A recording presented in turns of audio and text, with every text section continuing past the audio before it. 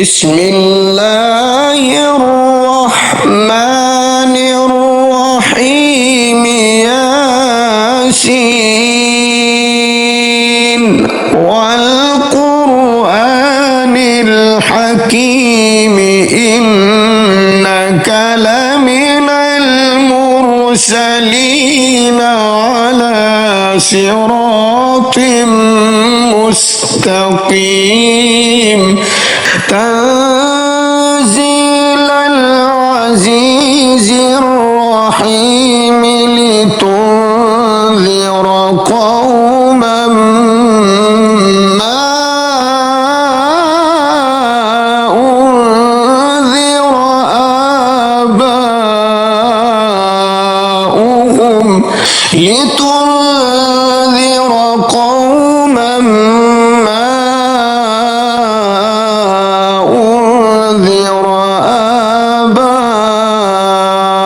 آباؤهم فهم غافلون لقد حق القول على أكثرهم فهم لا يؤمنون إنا جعلنا في أعناقهم أغلالا فهي إلى الأذقان فهم مقمحون وجعلنا من بين أيديهم سدا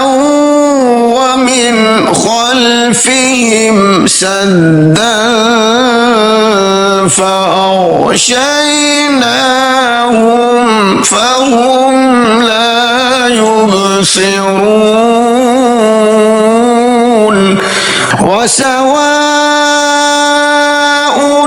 عليهم أأنذرتهم أم لم تنذرهم لا يؤمنون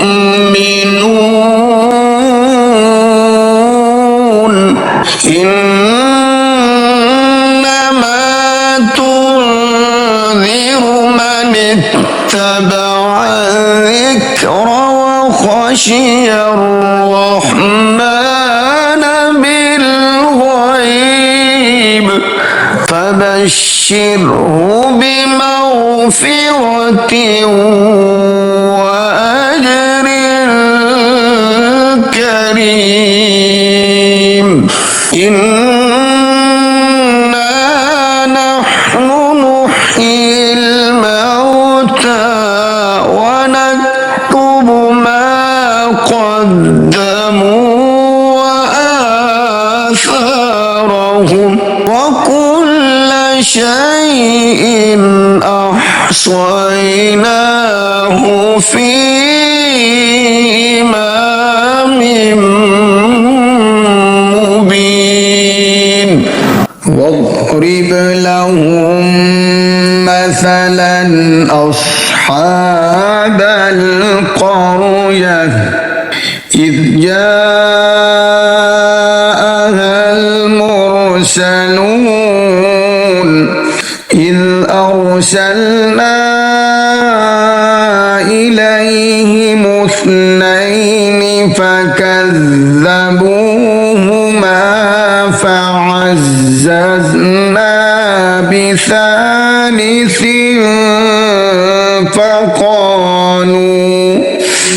فقالوا إنا إليكم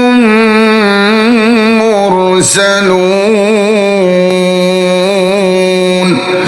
قالوا ما أنتم إلا بشر مثلنا وما أنزل الرحمن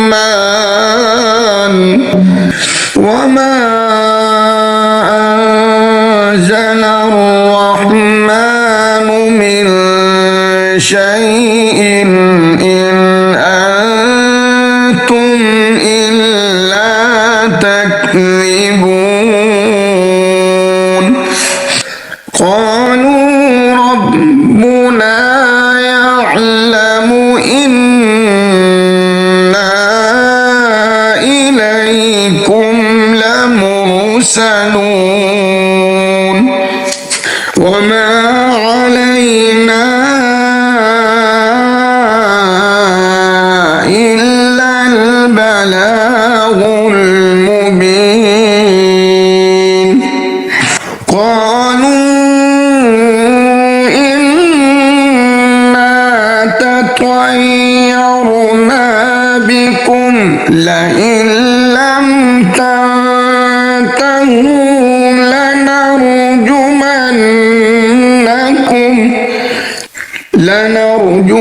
لنرجمنكم وليمسنكم منا عذاب أليم قالوا طائركم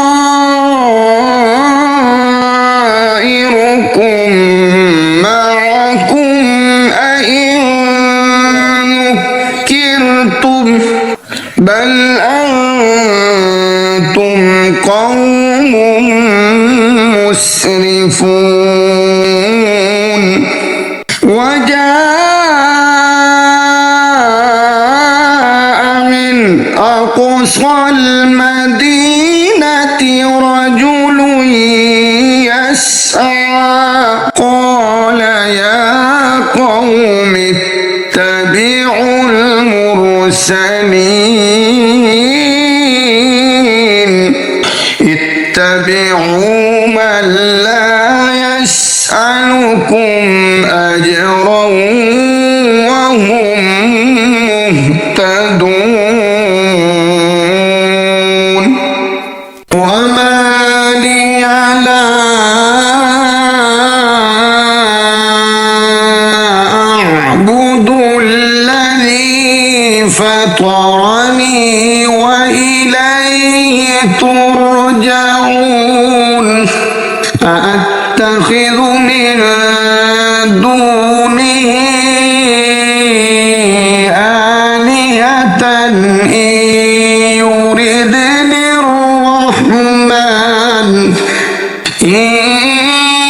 يردني الرحمن بضر لا تغن عني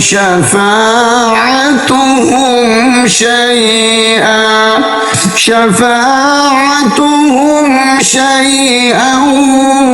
ولا ينقذون إني إذا لفي ضلال مبين إني آمنت بربكم فاسمعون قيل ادخل الجنة قال يا ليت قومي يعلمون بما غفر لي ربي وجعلني من المكرمين وما أنزلنا على قومه من بعده من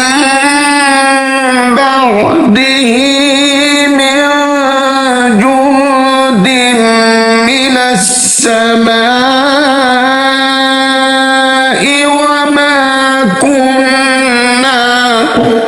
وما كنا منزلين إن كانت إلا صيحة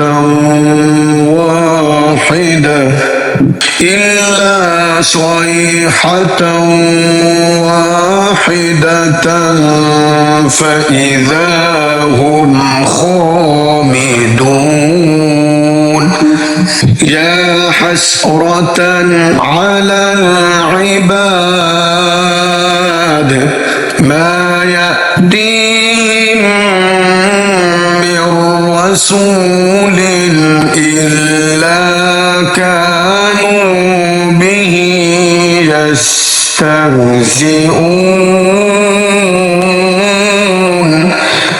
ألم يروا كم أهلكنا قبلهم من القرون أنهم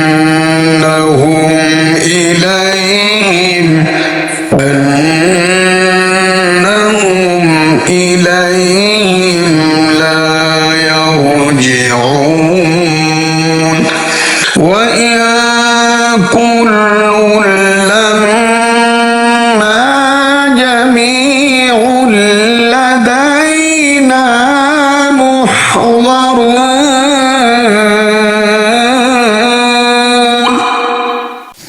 وآية لهم الأرض الميتة أحييناها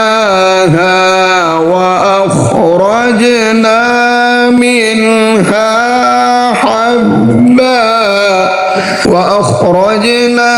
منها حبا فمنه يأكلون وجعلنا فيها جنات من نخيل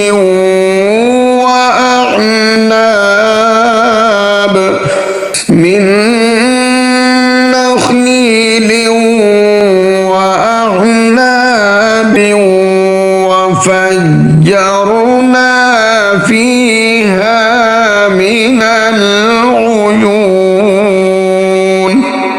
ليأكلوا من ثمره وما عملته أيديهم أفلا يشكرون سبحان الذي خلق الأزواج كلها مما تنبت الأرض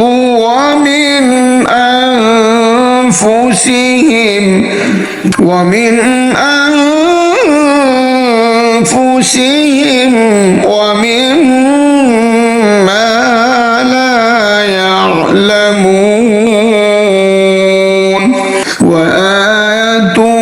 لهم الليل نسلخ منه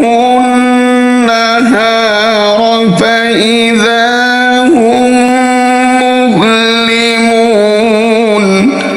والشمس تجري لمستقر لها ذلك تقدير العزيز العليم والقمر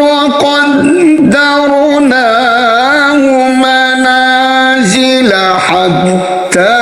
عاد كالعرجون القديم لا الشمس ينبغي لها أن تدرك القمر ولا الليل سابق النهار وكل في فلك يسبحون وآية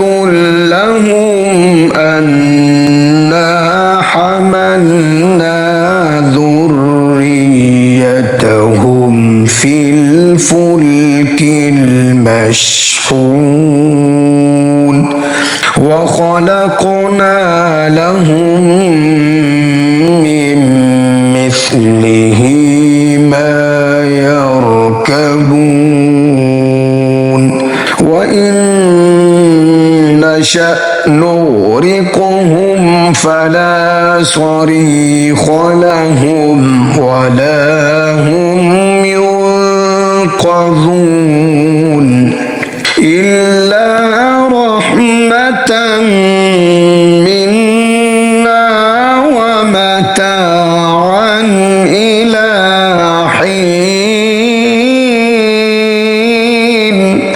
وإذا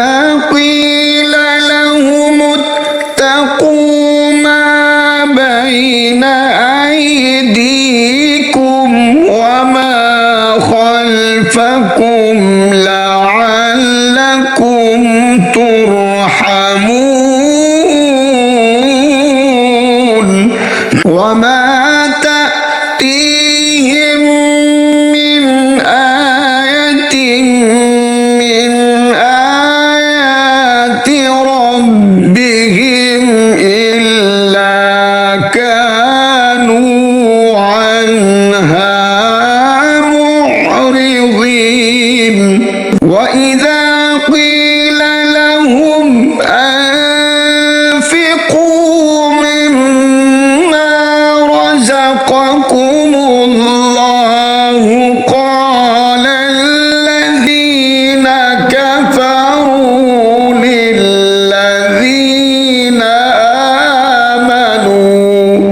للذين آمنوا أنطعم من لو يشاء الله أطعمه من لو يشاء الله أطعمه إن أنتم إلا في ضلال مبين ويقولون متى هذا الوعد إن كنتم صادقين ما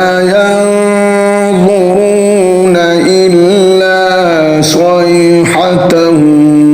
واحدة تأخذهم وهم يخصمون فلا يستطيعون توصية ولا إلى أهلهم يرجعون ونفخ في الصور فإذا هم من الأجداث إلى ربهم ينسلون قالوا يا ويلنا من بعثنا من مرقدنا هذا ما وعد الرحمن وصدق المرسلون إن كانت إلا صيحة واحدة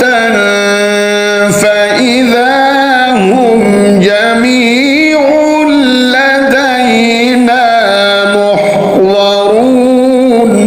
فاليوم لا تظلم نفس شيئا ولا تجزون إلا ما كنتم تعملون إن أصحاب الجنة اليوم في شغل فاكهون هم وأزواجهم في ظلال على الأرائك متكئون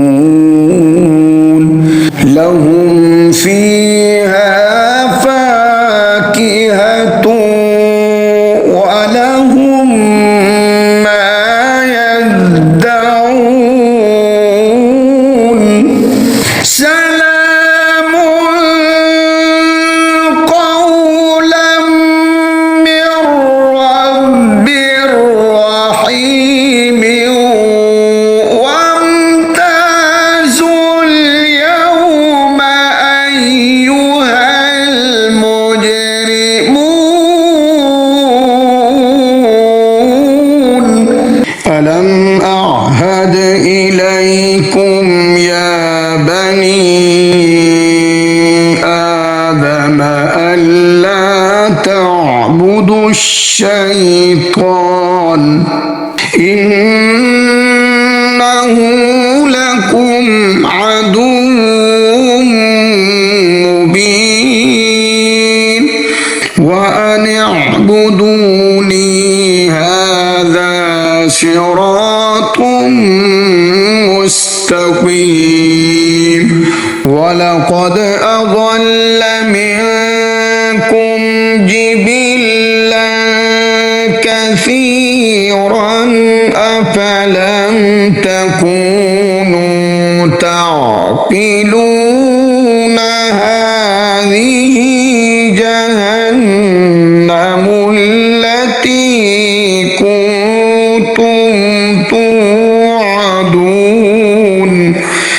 اصلوها اليوم بما كنتم تكفرون اليوم نختم على أفواههم وتكلمنا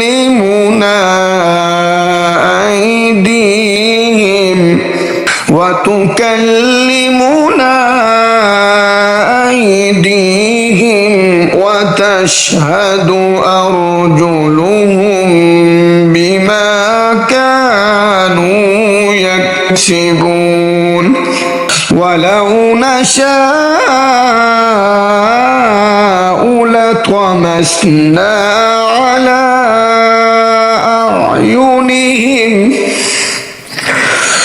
على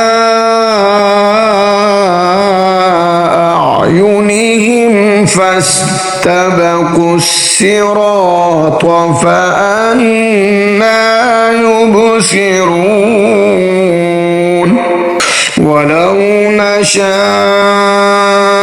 لمسخناهم على مكانتهم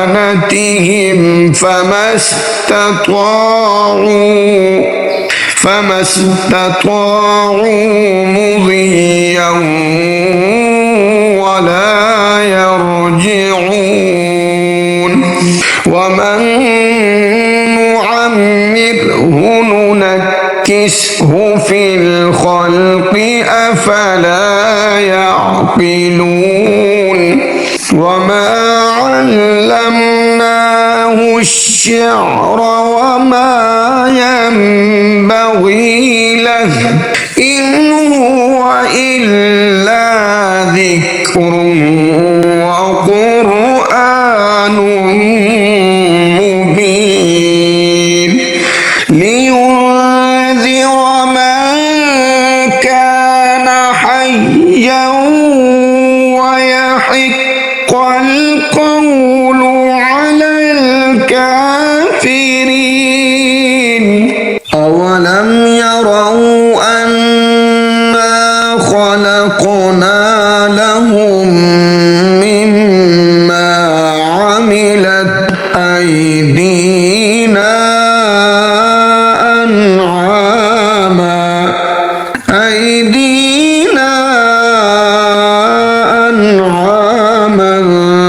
فهم لها مالكون وذللناها لهم فمنها ركوبهم ومنها يأكلون ولهم فيها منافع ومشارب أفلا يشكرون واتخذوا من دون الله آلهة لعلهم ينصرون لا يستطيعون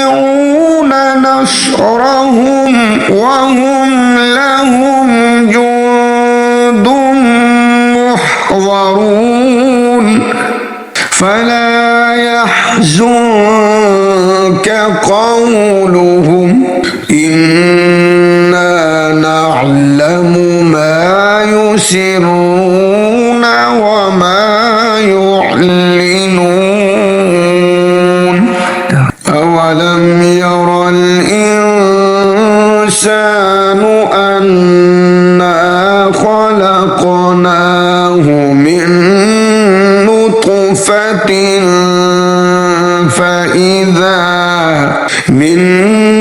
نطفة فإذا هو خصيم مبين وضرب لنا مثلا ونسي خلقه قال من يحيي العظام وهي رميم قل يحييها الذي أنشأها أول مرة وهو بكل خلق عليم الذي جعل لكم من الشجر الأخضر نارا فإذا أنتم منه توقدون أوليس الذي خلق السماوات والأرض بقادر على أن يخلق مثلهم بلى وهو الخلاق العليم إنما أمره إذا أراد شيئا أن يقول له كن فيكون فسبحان الذي بيده ملكوت كل شيء وإليه ترجعون بسم الله الرحمن الرحيم الرحمن علم القرآن خلق الإنسان علمه البيان الشمس والقمر بحسبان والنجم والشجر يسجدان والسماء رفعها ووضع الميزان ألا تطغوا في الميزان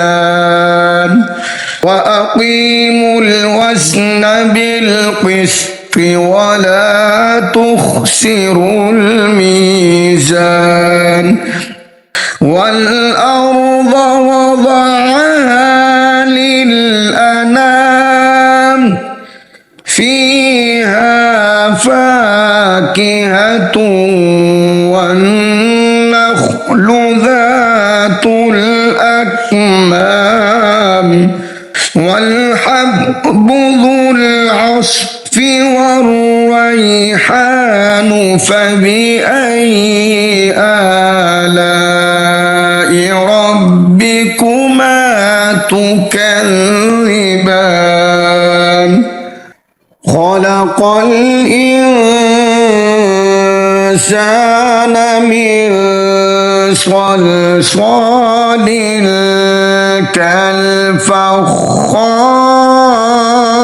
كالفخار وخلق الجان من مارج من نار فبأي آلاء ربكما تكذبان رب المشرقين ورب المغربين فبأي آلاء ربكما تكذبان مرج البحرين يلتقيان بينهما برزخ لا يبغيان فبأي آلاء ربكما تكذبان يخرج منهما اللؤلؤ والمرجان فبأي آلاء ربكما تكذبان وله الجوار المنشآت في البحر كالأعلام فبأي آلاء ربكما تكذبان كل من عليها فان ويبقى وجه ربك ذو الجلال والإكرام فبأي آلاء ربكما تكذبان يسأله من في السماوات والأرض كل يوم هو في شأن فبأي آلاء ربكما تكذبان سنفرغ لكم أيها الثقلان فبأي آلاء ربكما تكذبان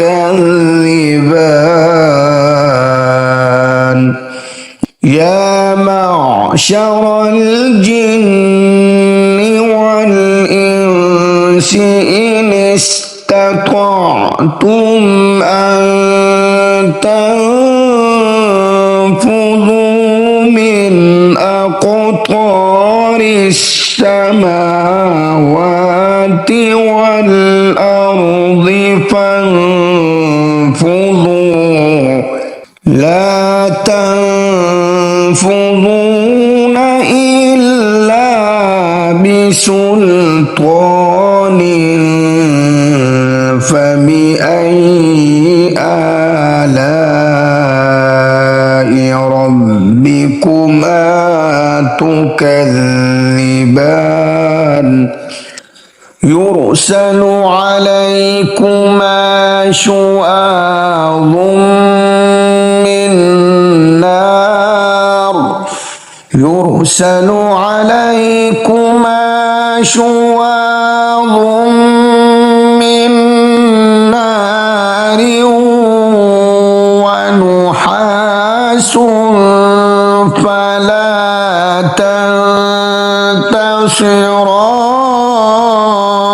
تنتصران فبأي آلاء ربكما تكذبان فإذا انشقت السماء فكانت وردة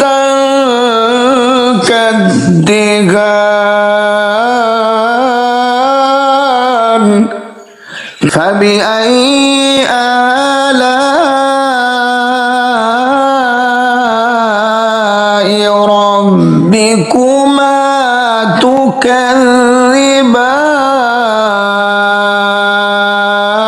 تكذبان يومئذ لا يسأل عن ذنبه إنس ولا جان فبأي آلاء ربكما تكذبان يعرف المجرمون بسيماهم فيؤخذ بالنواصي والأقدام فبأي آلاء ربكما تكذبان هذه جهنم التي يكذب بها المجرمون يطوفون بينها وبين حميم آن فبأي آلاء ربكما تكذبان ولمن خاف مقام ربه جنتان فبأي آلاء ربكما تكذبان ذواتا أفنان فبأي آلاء ربكما تكذبان فيهما عينان تجريان فبأي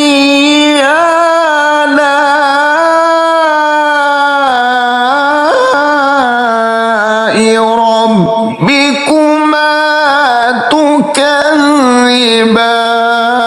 تكذبان فيهما من كل فاكهة زوجان فبأي آلاء ربكما تكذبان متكئين على فرش بطائنها من استبرق وجنى الجنتين دان فبأي آلاء ربكما تكذبان فيهن قاصرات الطرف لم يطمثهن إنس قبلهم ولا جان فبأي آلاء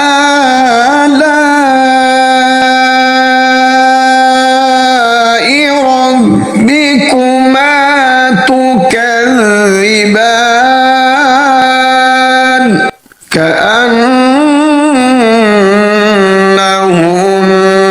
الياقوت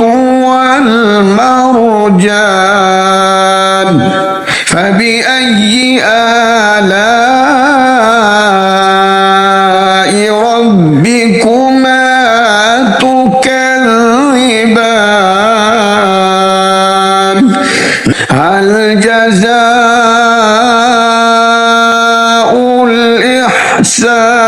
إلا الإحسان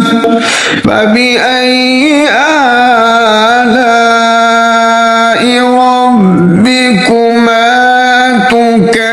تكذبان ومن دونهما جنتان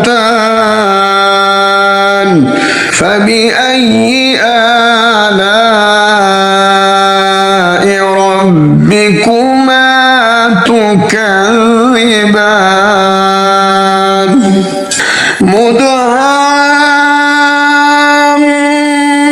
مدهامتان فبأي آلاء ربكما تكذبان فيهما عينان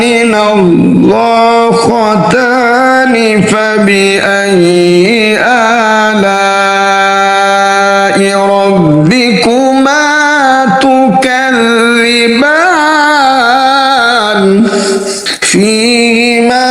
فاكهة ونخل ورمان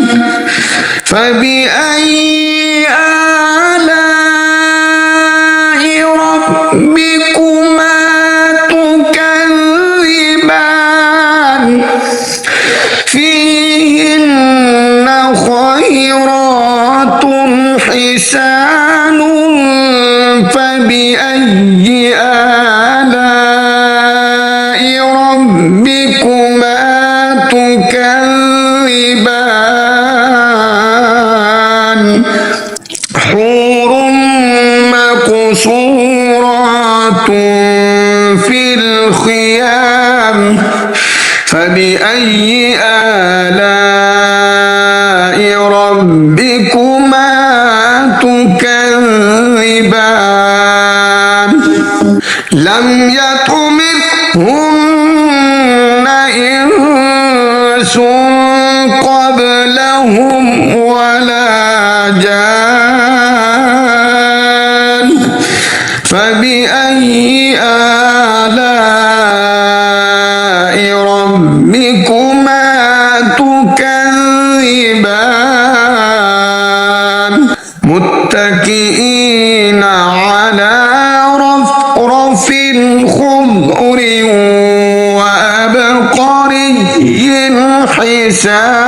حسان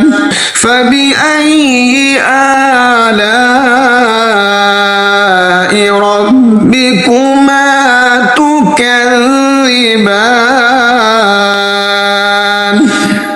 تبارك اسم ربك